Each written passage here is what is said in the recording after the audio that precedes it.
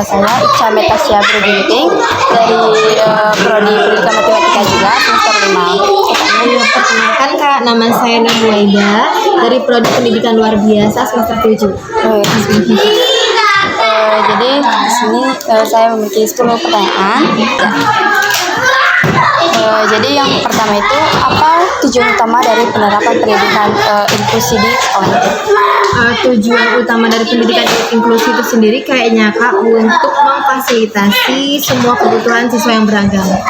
Jadi kan inklusi ini sendiri artinya kan menyesuaikan dengan kebutuhan siswa. Biasanya kan satu kelas itu disamakan mau batas kemampuannya di sini, tapi guru mengajarnya itu sama. Tapi sekarang kan karena ada inklusi, jadi dilihat dulu kebutuhan siswanya apa, kekurangannya apa, hambatannya apa.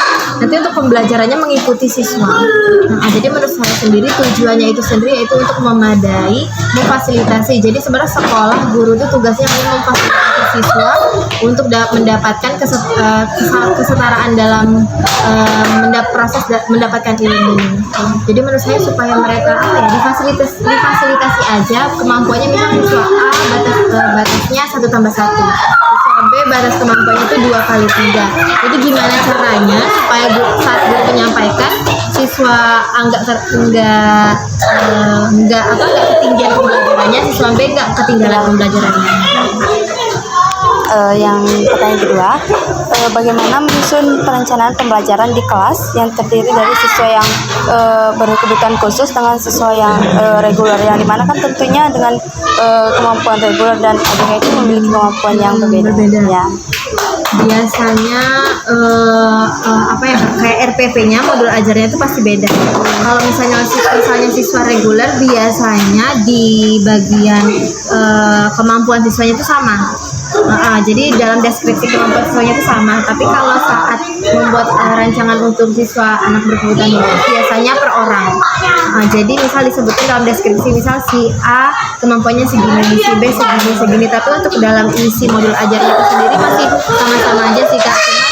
Biasanya misalnya siswa reguler sudah belajar di rasio, paling nanti di modul ajar yang siswa ABK paling masih di penjumlahan dasar. Paling bedanya di situ Kak.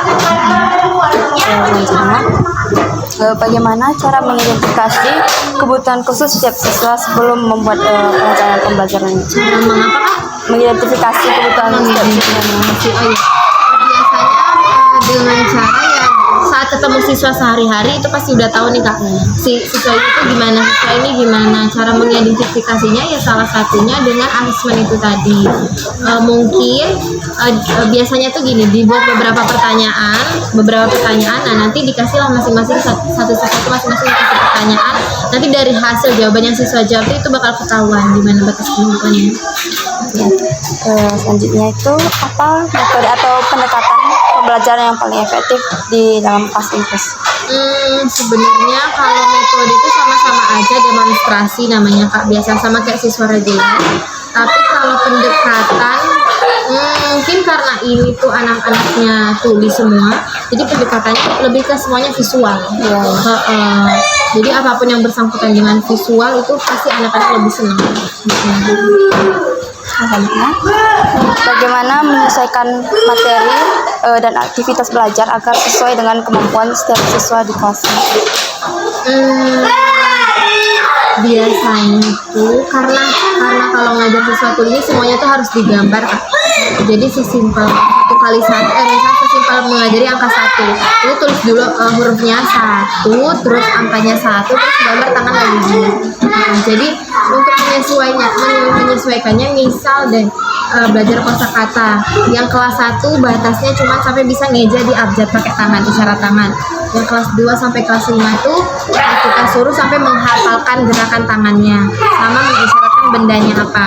Kalau yang kelas tinggi mungkin sampai di menyuarakan gimana menyebutkan meja gitu. Paling gitu sih Kak beda-bedanya.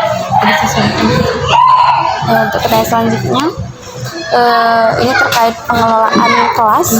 Bagaimana cara mengatur letak ruangan kelas yang mendukung siswa yang dengan berkebutuhan khusus? Kalau untuk tuli sendiri nggak ada yang gimana-gimana karena nggak ngaruh sama paling pencahayaan kalau untuk siswa tuli. Jadi pencahayaan, kalau untuk selebihnya nggak ada. Paling kalau misalnya siswa tunanetra paling beda-beda ya Kak. Kalau misalnya yang pertama, kalau untuk siswa tuli paling pencahayaan sama ventilasi udara. Kalau tunanetra ventilasi udara sama tata letak benda-benda pasti harus beda, karena harus memperhatikan fungsi setiap sudut meja, karena biasanya ada. Tapi kalau untuk siswa tunagrahita biasanya dibedakan. Misal siswa yang IQ-nya lebih rendah mungkin diletakkan di depan, siswa yang IQ-nya lebih tinggi mungkin diletakkan di belakang, kali gitu. Selanjutnya apa fasilitas atau alat bantu belajar yang disediakan untuk mendukung siswa berkebutuhan? Kalau di sini karena tuli fasilitas berupa proyektor, tab, kartu-kartu gambar, semua media visual Kak, pokoknya paling itu sih yang disediakan, semuanya udah ada kebetulan. Jadi kayaknya itu aja sih Kak, pokoknya apapun media visual tuh itu bakal membantu, terutama proyektor.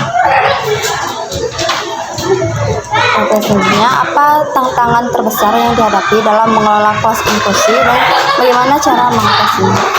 Dalam mengelola kelas inklusi itu paling sulit